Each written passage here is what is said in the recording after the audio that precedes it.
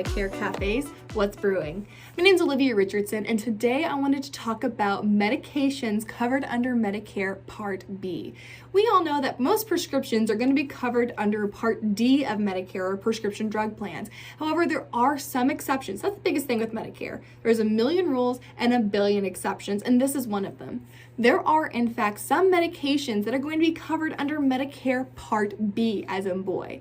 Some examples of those medications are going to be things like chemotherapy, those cortisone shots people get in the knees, anti-rejection medications. The biggest way to tell if something is going to be covered under Medicare Part B is how is that medication administered. Again, if it's going to be done in a outpatient setting, like in a doctor's office, so as an injectable or as an infusion, you can bet that that medication is probably covered under Medicare Part B. Two things where this gets a little bit confusing. Number one is going to be coming to my diabetics out there. We all know that most insulin is going to be covered under Medicare Part D, as in drugs, because again, it's administered through a pen. Even though it's an injection, it's still, because it's self-administered, usually going to be Medicare Part D. The exception to that, or again, one of those billion exceptions I've talked about, is going to be if that insulin is administered through a pump, because that pump is going to be considered durable medical equipment. Durable medical equipment is covered under Medicare Part B. So therefore, the insulin administered through the pump is also going to be considered Medicare Part B. The other biggest confusion to this is going to be medications that were originally offered as an injection or as an infusion that has now been transitioned into pill format. Biggest of those being chemotherapy. Thank you, modern science, for allowing the treatment of chemotherapy to, in some situations, be administered through a pill.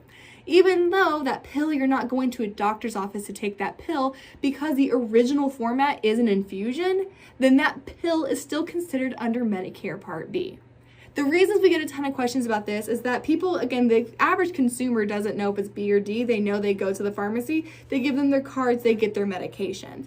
Where we see a lot of agents get kind of caught up in this is two things. Number one, if they're going onto the Medicare Center account, typing in the prescriptions and seeing that this prescription is costing my client $4,000 a month, probably not. It's if you're seeing a huge amount, over $1,000 a month for a medication, you might double check. It's probably an injectable or an infusion, probably covered under Medicare Part B.